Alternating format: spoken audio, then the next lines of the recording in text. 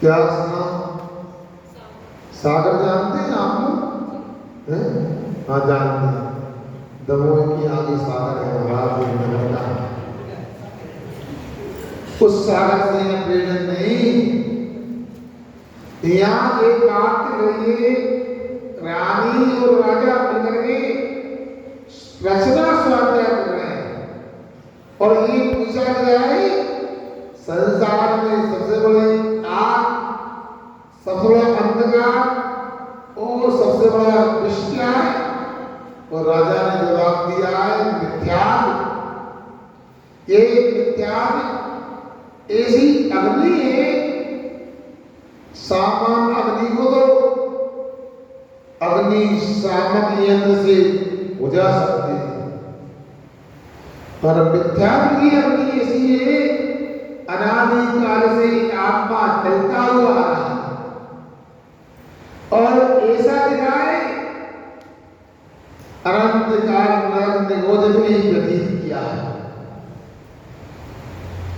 ये अंधकार भी है, अमावस्या का अंधकार नहीं होता है तो थोड़े से मिट्टी के तेल के माध्यम से, चिमनी लैंप के माध्यम से भी दूर किया जा सकता है।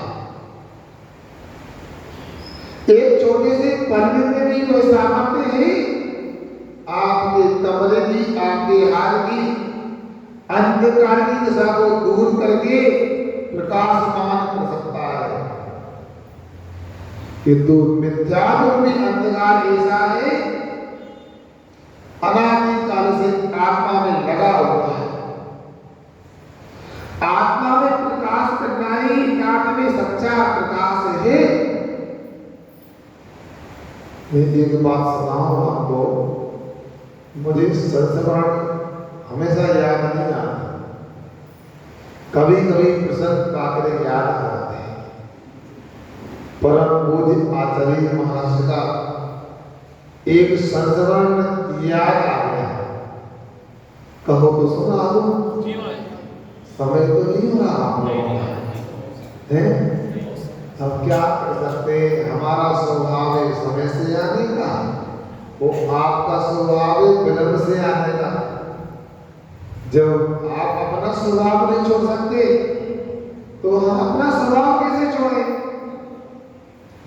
हमारा तो बनता आचार्य महाराज की पूजन भी आपके द्वारा प्रतिदिन भी हो, ये तब हो सकता है आप 15 मिनट समय से पहले आए, 8:15 पर आए तो पूजन भी हो तो और आनंद आएगा।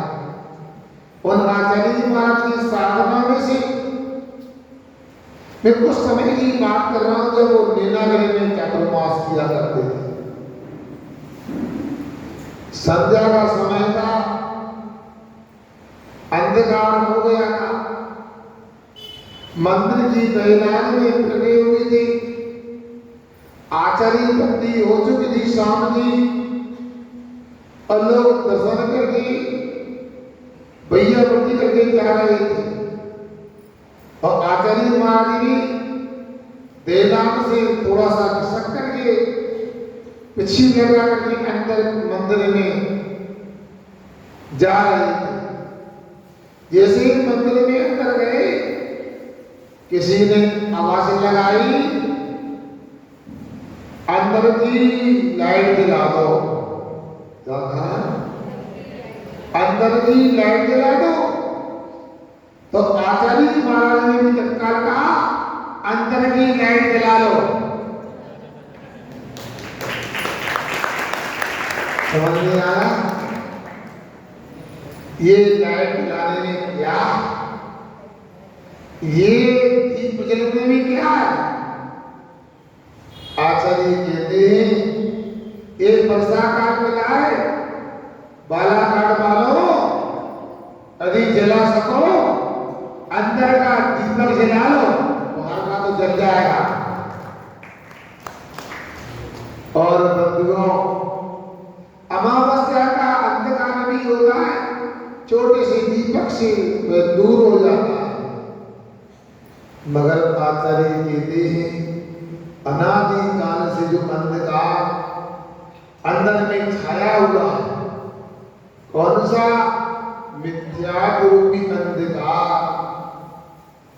आप लोगों ने एक मिथ्या के शब्द कई बार सुना होगा। इसका अर्थ क्या होता? मैं शाब्दिक अर्थ बताना चाहता हूं। व्याकरण में एक मिथ्या शब्द आता है। मिथ्या का सीधा सा अर्थ है झूठा। मिथ्या का अर्थ था असत्य। उसमें कई प्रत्यय लगा करके एक मिथ्या शब्द बनता है। इसका मतलब झूठापन। क्या? झूठापन। जो जैसा नहीं है उसे जैसा मानना, यही तो मिथ्या में।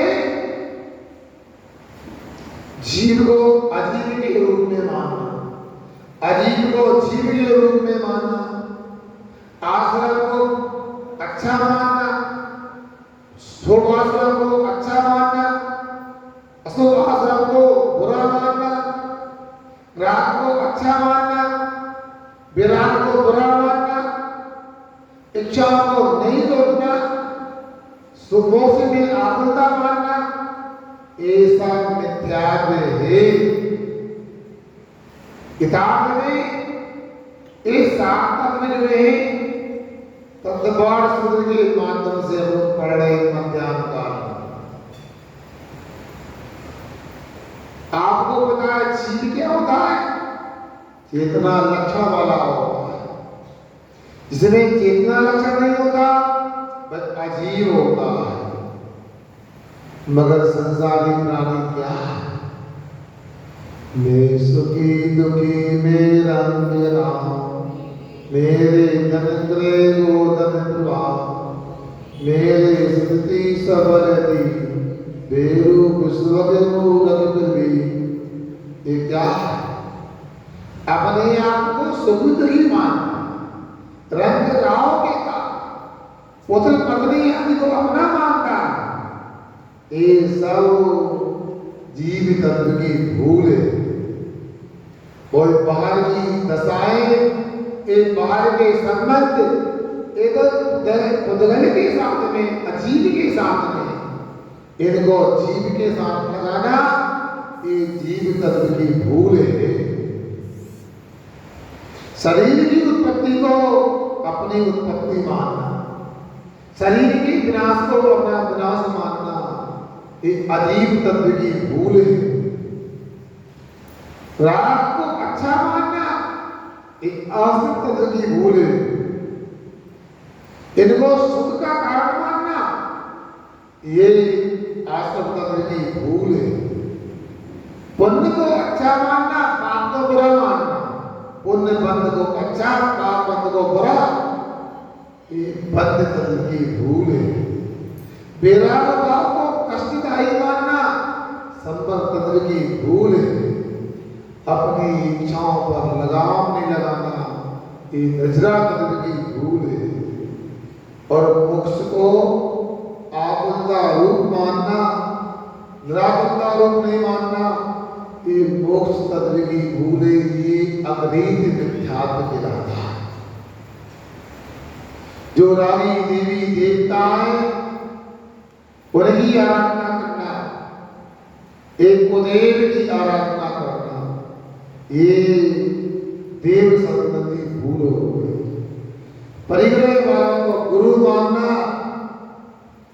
ये गुरु संबंधी भूल है। इसमें हिंसा आदि का धोरण है। उन्हें पुस्तकों को शास्त्र मानना, ये शास्त्र संबंधी भूल है। ये ग्रहित मिथ्यात्व है। ग्रहित मिथ्यात्व और अग्रहित मिथ्यात्व क्या अंतर है? जो पहले से ही दिया गया वर्तमान पर्याय में नहीं दिया वह अग्रहित मिथ्यात्व है। और वर्तमान में उग्र बुद्धि शास्त्र की आराधना करना ये ग्रहित मिथ्यात्व है। और इसी मिथ्यात्व का नाम ही तो अंधकार है। सही सही वस्तु समझ में नहीं आना, ये तो अंधकार नहीं हो सकता है। इसलिए मिथ्यात्व ही अंधकार है। और यदि कोई वृक्षसेवन कर लेता है, पॉइजन ले लेता है, उसका भी चिकित्सक के पास में उपचार होता है। मगर मिथ्या रूपी विश्वास सेवन किया है, वह आत्मा बार बार मरण को प्राप्त हुआ है, बार बार जन्म लिए 84 लाख योनि में भटका है। ये सब मिथ्यात्व की देन है। एक बार मिथ्यात्व कर्म का आश्रय बंद होता, 70 कोड़ा कोड़ी सारंग का भोगना पड़ता है। ये अंधकार, ये विष, ये अग्नि का सेवन करना होता है। सागर का मतलब मैं बताऊं आपको, ये कालकृत की एक इकाई है। आप यदि समझना चाहते हैं, एक उदाहरण के माध्यम से आपके सामने सागर शब्द को आपको स्पष्ट करता हूं। हिमालय पर्वत का नाम सुना होगा आप लोगों ने, कई लोग गए भी होंगे, जिसको कैलाश पर्वत भी कहा जाता है। हिमालय पर्वत पर एक चिड़िया जाए और अपनी चोंच के माध्यम से वहां मिट्टी खनन करे। कौन? चिड़िया हिमालय पर्वत पर जाए और मिट्टी खनन करे। फिर 100 वर्ष के उपरांत एक दूसरी चिड़िया आए, मिट्टी खनन करे। इसे 100 वर्ष के अंतराल में एक चिड़िया आए और मिट्टी खोदती जाए और चोंच में मिट्टी को भर करके समुद्र में डालते आए। जितने वर्षों में हिमालय पर्वत जमीन के बराबर होगा, उतने समय का एक सागर होगा। क्यों भाइयों, समझ नहीं आया? हिमालय पर्वत और खोदने वाली चिड़िया, और वह चिड़िया कितनी मिट्टी ले जाएगी और कितने समय में, कितने वर्षों में भाई हिमालय पर्वत जमीन के बराबर हो जाएगा। कितना समय जो होता है उसको सागर मानना चाहिए। ऐसा एक सागर में 70 कोड़ा कोड़ी सागर तक एक मिथ्यात्व के माध्यम से आत्मा संसार में दुखी होता है। अब अपने को समझना है, हम क्या करें? यदि इस मनुष्य पर्याय को प्राप्त किया है, मनुष्य पर्याय को प्राप्त करके तो मुनि बनना चाहिए, आदिला बनना चाहिए। यदि इतना भी नहीं कर सकते हो तो देशपति श्रावक बनना चाहिए। यदि देशपति श्रावक बनने की भी सामर्थ्य नहीं, इतना भी आपका साहस नहीं है, तो कम से कम अवरद सभ्य दृष्टि बन करके संसार से छूटने का और मोक्ष जाने का रिजर्वेशन तो करा ही लेना चाहिए। जेल में जन्म लेकर बीतरा देव साधु को प्राप्त करके यदि मोक्ष का रिजर्वेशन नहीं कराए तो जीवन यूं ही व्यर्थ निकल गया। ये बड़ा दुर्लभ जीवन है। आचार्य पूज्यपाद स्वामी जी सर्वार्थ शक्ति शास्त्र में लिखते हैं कि निरोध पर्याय से स्थावर पर्याय को प्राप्त करना दुर्लभ है। कैसे दुर्लभ है? जैसे रेगिस्तान के रेत के समुद्र में, बालू का समुद्र में एक रत्न की छोटी सी कणिका गुम जाए, खो जाए, उसे पुनः प्राप्त करना जितना दुर्लभ है, उतना निरोध पर्याय से स्थावर पर्याय से फिर निरोध जाकर पुनः स्थावर पर्याय को प्राप्त करना दुर्लभ है। सुन रहे कि सो गए? पानी भी गिर रहा है, पंखा भी चल रहा है, नींद आना स्वाभाविक है। सो मत जाना, चतुर्मास के 100 दिन बचे, दिवाली आने वाली। क्यों बालागढ़ वालों, चतुर्मास करवाना है, ये भी अतीत की बात हो गई। चतुर्मास की स्थापना ये भी अतीत की बात हो गई, और 5 दिन निकल गए, ये भी पुरानी बात हो गई। जीवन पता नहीं कब निकल जाएगा। किसी ने कहा है हर सुबह शाम में डली होती है, जीवन की पीठ पर गोद लगी होती है। अरे बड़ा सको तो बड़ा लो, मोक्ष मारने का सांसों की कोई गारंटी नहीं होती। कौन सी सांस आखिरी हो जाए पता है। और आगे कुछ बात स्वामी लिखते हैं, स्थावर पर्याय से त्रस्त पर्याय को प्राप्त करना और दुर्लभ है। कैसे, किस प्रकार से दुर्लभ है? उन्होंने कहा जैसे चौराहे पर, एक कौन सा चौराहा कहलाता है?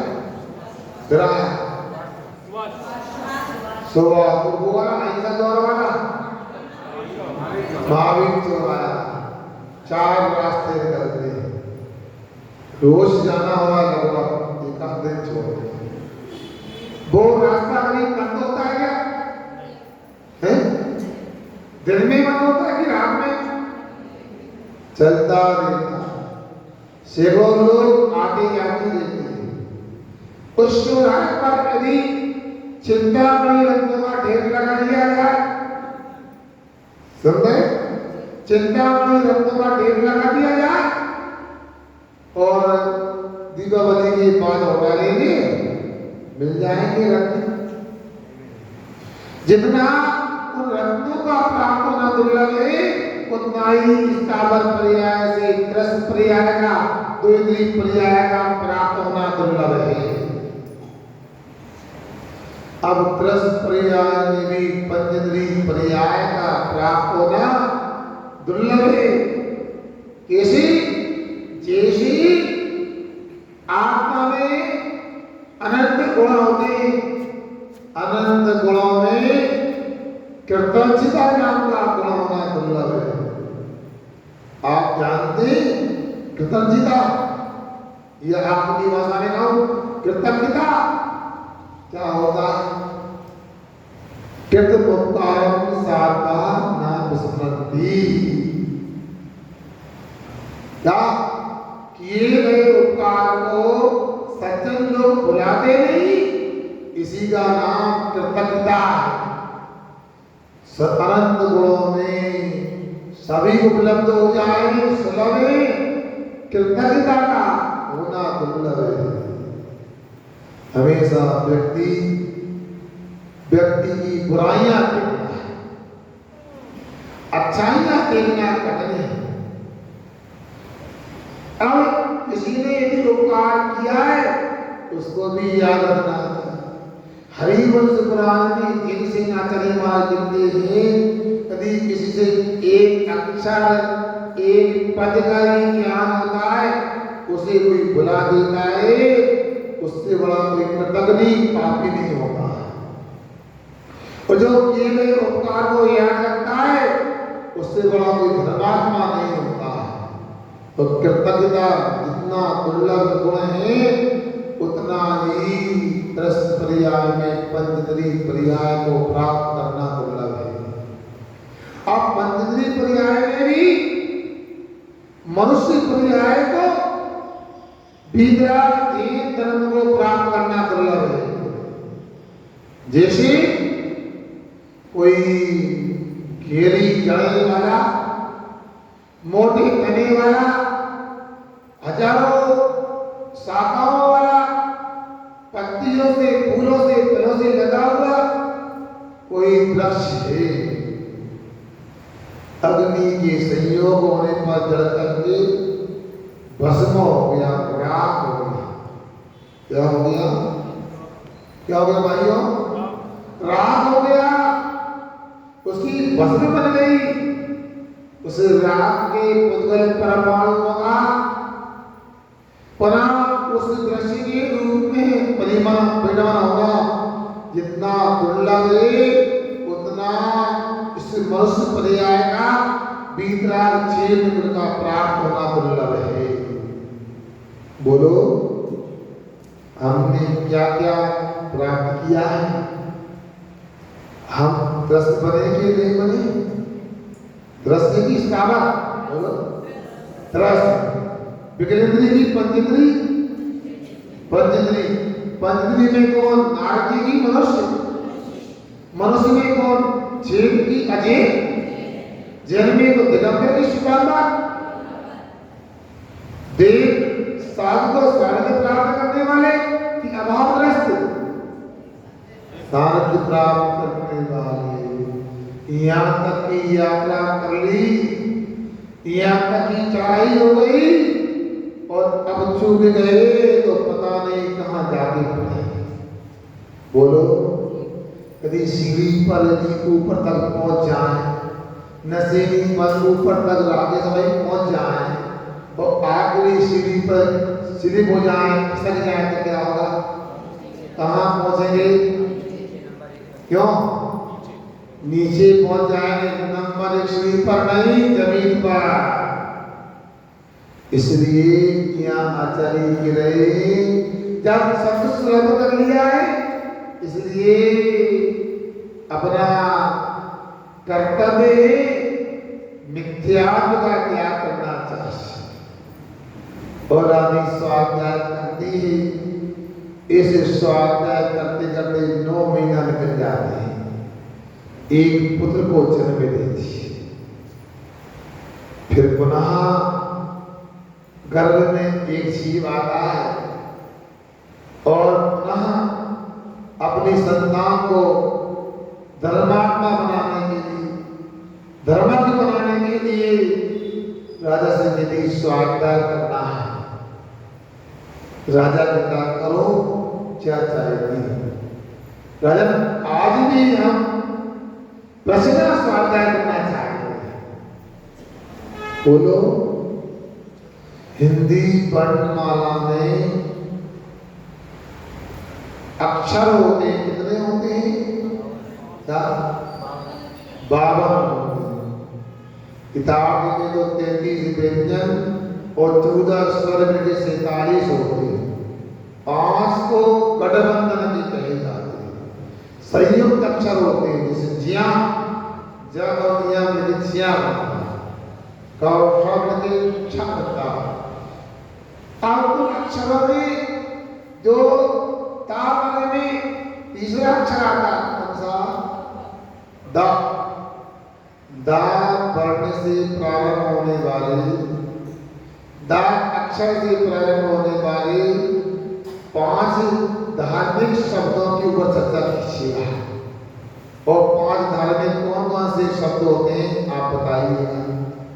राजा कहता है दान, दया, दमन, देव दर्शन और दर्शन सम्यक दर्शन। रानी अति प्रसन्न हुई, फिर पूछती है दान किसे कहते हैं? राजा कहता है अनुग्रहार्थम सस्यादि सर्वदान। अनुग्रह के लिए, उपकार के लिए धन का त्याग करना दान होता है। किसके उपकार के लिए? किसके अनुग्रह के लिए? स्वयं के उपकार के लिए और परोपकार के लिए देना, त्याग करना दान होता है। आप लोग भी दान करते हो, करते हो क्या नहीं करते हो? अब सोचो यदि दान ना किया होगा तो कितना सुंदर बालाघाट में मंदिर होता। उनकी अनुमोदना करो जिन्होंने दान किया था। यदि दान नहीं किया होता तो ये संत भवन होता क्या? जिन्होंने संत भवन में दान किया है वो आज धर्म लाभ ले रहे, उनकी भी अनुमोदना करो। कितना शांत वातावरण है, कितनी निराकुलता के साथ धर्म ध्यान लोगों का हो रहा है। मैं तो चाहता हूं चातुर्मास हो जाए और हमारा प्यार भी हो जाए, तब भी ऐसी धर्म सभा हमेशा बनी रहना चाहिए। ऐसी सभा लगेगी तभी तो कल्याण होगा। जब बाजारगढ़ में हमेशा ऐसी सभा लगेगी, इधर महिला पाठशाला होगी, इधर पुरुषों की पाठशाला होगी, जिनवाने की गूंज होगी, तो मुझे विश्वास है आप लोगों को सिद्धों की सभा में भी जगह मिल जाए। क्या सिद्धों की सभा में जाना चाहते हो? कौन नहीं जाना चाहता? हाथ उठा करो। सब जाना चाहते हो? अच्छा, अब जाना चाहते तो कुछ पाने के लिए कुछ होना तो पड़ेगा। बरसात काल चल रहा है, मैं तो सोच रहा था बालाघाट के थोड़ा दूर आ गए हम, यहाँ तो लोगों का आना जाना कम होगा, मगर बालाघाट का आकर्षण हो सकता है। भगवान का चमत्कार, यहाँ भी रोज लोग दूर दूर से आए और आज नहीं कल विश्वास है बड़ी संख्या में लोग आएंगे और इस संत भवन में दिखाई देंगे। अब आप लोगों को सोचना समझना, ये अवसर बार बार नहीं आएगा, एक चातुर्मास बार बार नहीं आएगा। लोग हमसे बोल रहे थे महाराज जी चातुर्मास तो कई हुए हैं, यहाँ संत कई आए, किंतु परम पूज्य आचार्य विद्यासागर जी महाराज के संत की चातुर्मास में आप इसके बाद में कहा चातुर्मास आचार्य के संत के हुए तो ही आदि का सर्व के हुए मुनि संत के नहीं। अब कोई शिकायत तो नहीं बची क्या? क्या बोलो? अब आप शिकायत मत करो, मैं शिकायत नहीं करता हूँ। चातुर्मास बालाघाट में मुनि संत का तो हुआ है, आचार्य महाराज का भी हुआ है, और वह भी हो जाए यीशु की शुद्धि बढ़ा। असंभव क्या है? किसी ने कहा है कोशिश करने पर धूल में भी फूल खिल जाता है, कोशिश करने पर अवसर भी अनुकूल बन जाता है। अरे आदमी तूफानों से हार न माने तो समंदर का भी कूल मिल जाता है। प्रयास करना चाहिए। आप आचार्य महाराज का चातुर्मास मांगो तो आचार्य महाराज का चातुर्मास मिल भी सकता, और नहीं मिलेगा तो मुनि महाराज को तो मिल ही जाएगा। मगर ऐसा ना करना, चातुर्मास के लिए ले आओ, स्थापना करा दो और रजाई और के सो जाओ। क्यों? पानी गिर रहा, आग तो नहीं बरस रही, पानी तो गिर रहा है ना। वर्षा काल में क्या करेगा? पानी नहीं गिरेगा। और ये भी तो अच्छा नहीं, आपके महाराज आपके नगर में आए और पानी नहीं गिरे, पूरे नगर में आपके महाराज जाकर पानी बंद करना। तो आपको फक्र होना चाहिए। नगर के लोग कहेंगे नहीं, आपके महाराज आए, पानी गिर रहा है, वो खुशियाली फिर रही है। और बंधुओं, अब दान की बात चल रही है। चातुर्मास की स्थापना होना भी हो गई है, हुई नहीं? भूल गए आप लोग? हमने तो अपना उपवास करके भक्ति करके कर ली, मगर आप लोगों की बारी है कि ऐसा मंदिर, ऐसा संत भवन है ऐसा ही कुछ हो जाए। अभी बहुत कुछ होने को बाकी है। जैसी पाठशाला मुझे चाहिए, अभी जैसी पाठशाला विकसित होना बाकी है। और कल यदि आप लोग कलश स्थापना में, कलश लेने में उत्साह दिखाओगे तो मुझे विश्वास है कमेटी वाले ऐसा चाहेंगे जैसे हमारी पाठशाला तैयार कर देंगे।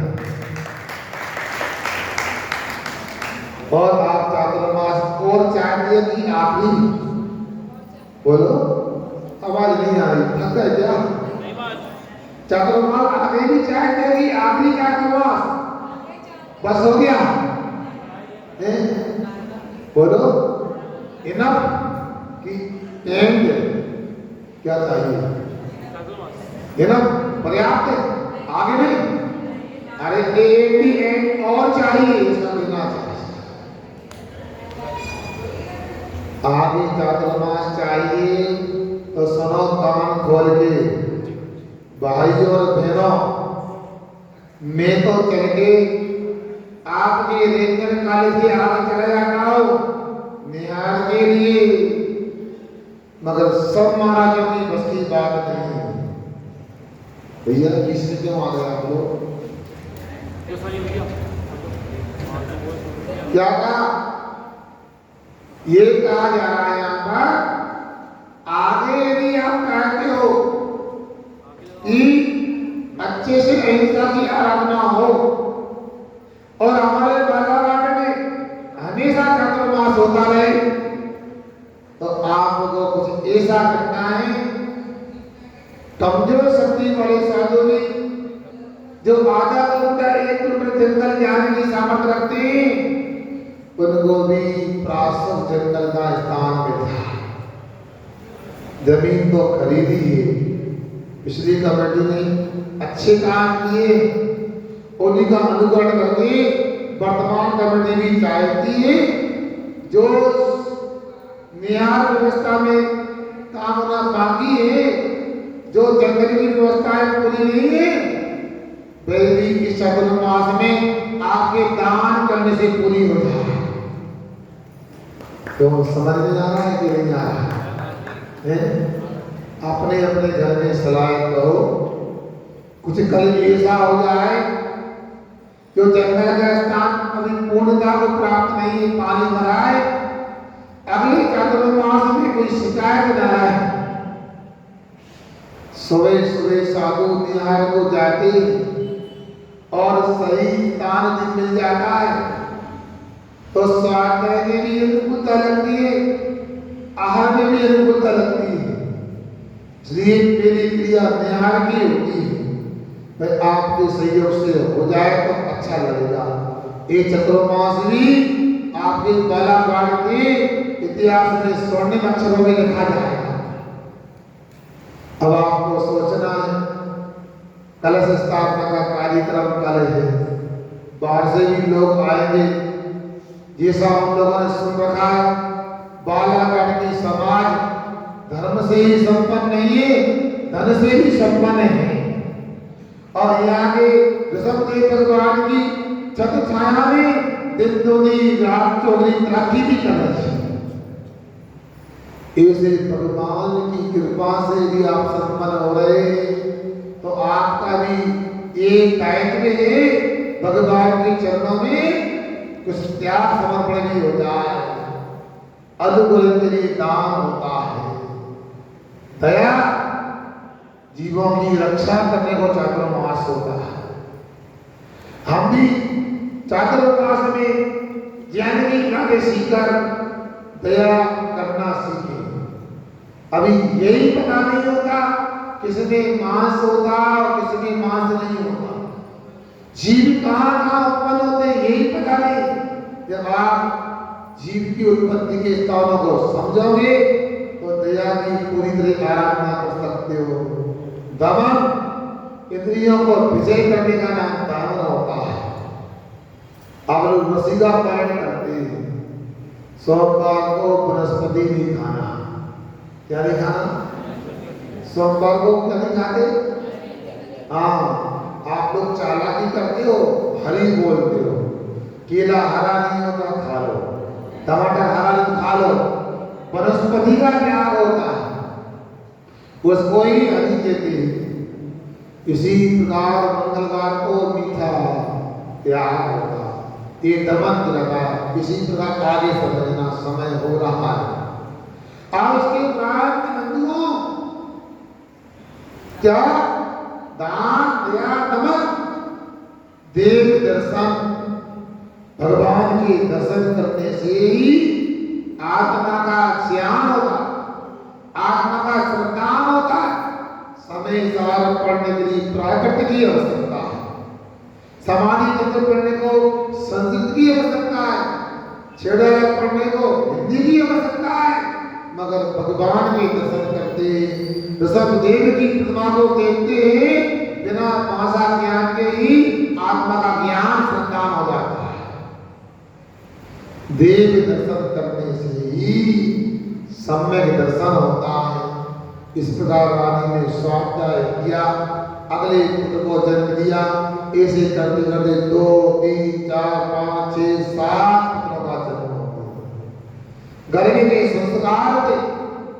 8 वर्ष होते होते बेराग से बच्चे पूर्ण पुरुष होते और मुनि दीक्षा विकार कर लेते। राजा को चिंता हो गई, मेरे राज्य का क्या होगा। राजा ने सोचा अगला पुत्र होगा तो रानी भी पालेगी, माए को नहीं दाई को पालन करने को दिया जाएगा। दाई जानते हैं आप लोग, तो पालन पोषण करती है।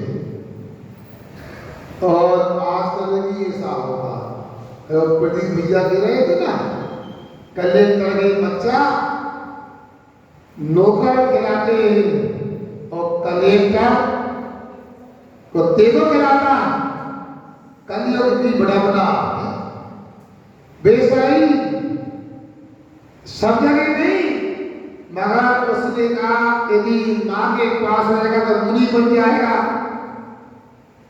मगर नौकरानी के पास मुनि नहीं बन पाएगा। मां कहती है अरे जन्म के बाद के संस्कार इतने प्रभावशाली नहीं होते जो जन्म के पहले के संस्कार होते हैं। आप लोगों को समझ नहीं आना चाहिए। जीव समाज में क्या हो गया, पहले जमाने में माता बहने जब 3 दिन मंदिर नहीं आती थी, उस समय चौके में भी नहीं जाती थी, चौके की वस्तु को देखती नहीं थी, और धोखे से नजर पड़ जाती थी तो पापड़ लाल हो जाते थे, बड़ी लाल हो जाती थी, अचार बोलो ना सड़ जाता। जड़ पदार्थ पौधे पर यदि आपकी नजर का प्रभाव पड़ सकता है, दुष्प्रभाव पड़ सकता है, तो घर में भोजन बनाओगे, मत चौके में जाओगे तो परिवार के लोगों में कलह नहीं होगी तो क्या होगा, अशांति नहीं होगी तो क्या होगा। समझना चाहिए मर्यादा से सहित यदि ग्रस्त देता है तो घर में भी शांति होती है, आत्मा का भी कल्याण होता है। 8वां पुत्र का जन्म हुआ, नौकरानी ने पाला। जब युद्ध की बारी आई, वह पुत्र को पता लगा, पिता से कहा युद्ध करने नहीं जाऊंगा। पिता ने मना किया आपको युद्ध करना नहीं आता बेटा। उसने कहा पिताजी शेर का बच्चा अपनी भोजन की व्यवस्था करने के लिए कोई प्रशिक्षण नहीं लेता, अपने आप सीख जाता है। युद्ध तो मैं करने जाऊंगा। लोगों ने कहा माँ से आशीर्वाद ले लो। जन्मदायिनी माँ के पास गया, माँ ने उसको कहा तेरी विजय हो, मगर बेटा कर्म का विपरीत उदय हुआ और ये हार जाएगा तो क्या करेगा। एक पर्ची गले में ले जा बांध के, उसमें लिख दिया ये दृष्टम तद नष्टम, जो जो दिख रहा है सब नष्ट होने वाला है, इसलिए आप कल्याण करो। युद्ध करते राजा का पुत्र गया राजा का, और हाथी में बैठा हुआ था और उसकी सेना कमजोर पड़ गई, हारने की नौबत आ गई। उसको बंदी बनाने वाले थे शत्रु लोग, उसको पर्ची का ख्याल आ गया और माँ की दी हुई पर्ची को पढ़ा, उसे बेराग हो गया और हाथी के बेटे बेटे पंच मुष्टि के स्रोत किया वो दिगंबर आज बन गया। इस संस्कार का प्रभाव होता है। सोचो समझो क्या है आप लोगों को, अभी तक चातुर्मास नहीं हुआ था इसलिए हम धर्म ज्ञान नहीं कर पा रहे थे। मैं तो अभी भी कहूंगा, किसी ने हमसे कहा महाराज एक बालाघाट में चाबी घुमाना पड़ता है और सीधी अंगुली से खींच निकलता, टेढ़ी उंगली करना चाहिए। भैया हम ऐसा नहीं करना चाह रहे थे। टेढ़ी उंगली से खींचो निकल सकता है, भगवान की भक्ति तो सीधी उंगली से होती है। हम क्यों टेढ़ी उंगली करें? मगर आपको समझना चाहिए हर घर का हर व्यक्ति दिन में एक बात तो प्रचलन में होना चाहिए। सुबह दोपहर शाम को सुल्लभ जी की प्रचलन में आना चाहिए। यदि ऐसा नहीं करोगे तो क्या होगा? चातुर्मास कराना चाहते हो आप लोग, यहाँ गोद में अनेक चित्र लगे, एक समाज की कमेटी, महिला मंडल, बहु मंडल, सभी मंडल, बालिका मंडल, योग मंडल, दर्शन तो करा दो भैया।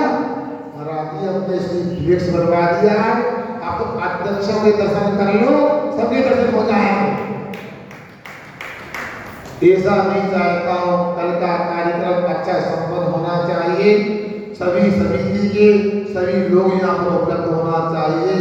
मैं चाहता हूँ दोपहर में आज 3 बजे सब लोग यहाँ पर आए और कल का कार्यक्रम कैसे अच्छा संपन्न कर सकते हैं आपको बनाना है। समय ज्यादा हो रहा है, आपको याद रखना है संस्कारों का क्या प्रभाव पड़ता है। 9 महीना स्वाध्याय किया, उस रानी ने 9 ही पुत्र मुनि बन गए। तो हम लोग क्या करते हैं, गर्भकाल में आपको स्वयं विचार करना है। कौन सी मूवी देखते हैं, कौन सा गाना सुनते हैं, अपने को विचार करना है। अपने जीवन को यदि अच्छा बनाना चाहते हो, हमारी बात को बार बार सुनो, चिंतन करो, जरूर आपका कल्याण होगा, आपके परिवार का कल्याण होगा। क्या आटा ने 9 बच्चों को जन्म दिया और 9 मुनि बन गए, और हम लोग क्या कर रहे हैं बताओ? जीव धर्म को कहां ले जा रहे हैं? एक आध बच्चा होता है और भाई आसमान से बात करता है। बुंदेलखंड में तो एक अलग कहावत आती है, मैं नहीं बोलना चाहता हूँ, पर एक पूत आगे क्या बोलते हैं आप जानते हो। अब पहले 8 बच्चे होते थे, अब उस समय मर्यादा होती थी, एक दूसरे का देख करते थे, चला गलत काम नहीं कर पाते थे। घर में एक लड़की एक लड़का है, अब वो क्या करते, माँ अपने चौके में लगी है, पिताजी व्यापार में लगे या माता पिता नौकरी करने गए। अब जो करना करते हैं वो बच्चे, बाद में आप लोग रोते हैं, महाराज चौका लगा दिया, उसने क्यों आया, ऐसा हो गया। तो बाद में पहले सो रहे थे, बात नहीं मानी आप लोगों ने, आपको स्वयं समझना है। मैं तो इतना ही आपसे अंत में कहना चाहता हूँ, काश मल्लप्पा जी के पास भी आपकी तरह बुद्धि होगी और मल्लप्पा जी के परिवार में भी एक संतान होती, अथवा मल्लप्पा जी के 2 संतान होती, क्या बालाघाट में चतुर्मास हो पाता? क्या आचार्य विद्यासागर होते? आपको सोचना है, या तो मल्लप्पा जी समझदार थे, ये आज के लोग समझदार हैं। सोचो, धर्म की नहीं तो घर की चिंता करो। यदि आपको बच्चों की जिम्मेदारी उठा नहीं पा रहे, आपको संयम की साधना करना चाहिए, ब्रह्मचर्य की आराधना करना चाहिए, तो हमारा दोनों हाथ से आशीर्वाद। यदि ब्रह्मचर्य का पालन करने की सामर्थ्य नहीं है, संयम की पालन करने की सामर्थ्य नहीं है, तो आपके परिवार में ऐसा होना चाहिए जैसे मल्लप्पा जी के आप महावीर घर को संभालते हैं, तो उनके 3 पुत्र पूरी समाज को संभालते हैं। 2 पुत्रियां ब्रह्मचारी बन के साधना कर रही है। क्या उनकी संतान को देखकर सुनकर आपको गर्व नहीं होता? मैं चाहता हूं कि आपको उनकी संतान को गर्व देखकर गर्व होता है, तो आपकी संतानें ऐसी हो दुनिया को देखकर गर्व हो नाज। मगर आप लोगों के यहाँ अभी भी जो दशा है ठीक नहीं, बड़े बड़े घर देखने में आ रहा है और बच्चे कहाँ हैं? हे नहीं, चौका में पड़गाम की नहीं सोचते, इनके बच्चे आएंगे तब पड़गाम हो जाए, पता लगा बच्चे नहीं तो कहाँ है? कोई दुबई में, कोई सिंगापुर में, कोई अमेरिका में, कोई लंदन में। तुम्हारी जिंदगी इसलिए थी, कितना अच्छा होता तुम लोग दीक्षा ले लेते, बताओ क्या है? एक मोदी जी शरारत थे मुकाबले में, मेरे को सुनाया बटे, अंत में सुन लो आज। क्यों बाबा बच्चे कहाँ है? अरे महाराज बात न करो, बताओ क्या हो गया? हम भी छेड़ते थे, लोग बोलते थे दामाद ले गए बिटिया, सुन रहे कि सो गए? दामाद ले गए बिटिया, बहुएं ले गए पूत, ले गए अकेले, गए भूत के भूत। क्या समझ में आया? भूत बनने वाले हैं आप लोग, बन भी गए हैं। ये ठीक नहीं। सागर में एक परिवार में एक ही लड़का था, 14-15 वर्ष का, बीमार हो गया, किडनी खराब हो गई, मर गया। अब दूसरा बच्चा घर में नहीं है, करोड़ों की प्रॉपर्टी। सोचो समझदार लोगों, तो मैंने पुराने जमाने का स्कूटर भी नहीं देखा। कितने पहिया होते थे स्कूटर में? बनाओ भैया, क्यों कितने कहते स्कूटर में कितने पहिया होते थे? क्या माता बहनों उसे नहीं जानते? 3 पहिया होते थे, तो से चलता था, एक पीछे होता था, उसे स्टेप नहीं बोलते थे। अरे समझदार इतना तो सोचो, घर बसाया है, यदि आपके घर में 2 बच्चे हैं, आपातकाल में आपसे मुख मोड़ ले, मरण हो जाए, कोरोना में चली जाए, तो तीसरा बच्चा तो काम आए? घर की भी चिंता नहीं, बस जैन समाज को तो इतना आता है, देश का 33% से ज्यादा टैक्स जैन समाज देती है, सुविधाएं कुछ नहीं मिलती। देश को शहीद होने वाले भी जैन समाज में हजारों लोग हैं, मगर आपका घर संभालने वाला कोई नहीं। संघ का समाधान तो आप कर लेते हैं, विसर्जन थोड़ा ज्यादा हो गया, आप समय से आए। मैं महिला मंडल से, बालिका मंडल से देना चाहता हूँ, 8:15 बजे से कल से आचार्य की पूजन आपकी जिम्मेदारी है। यदि आप जिम्मेदारी का निर्वाह नहीं करते हो तो मैं समझ लूंगा यह ना कोई महिला मंडल है, ना बालिका मंडल, ना योजक मंडल है। योजक मंडल को, बालिका मंडल को और महिला मंडल को आना है और यहाँ 8:15 से आचार्य की पूजन करना है। अब आपको कैसे है ना, आपकी जिम्मेदारी है, आगे आप शंका रखें, प्रश्न स्वीकार करते हैं। नमस्ते महाराज जी, मेरी शंका है कि जैसे एक जगह व्याख्याकार ने कथानक किया है कि जीव और उद्गत द्रव्य सक्रिय द्रव्य है, वही तत्वार्थ सूत्र के 5वें अध्याय के 7वें सूत्र में आया है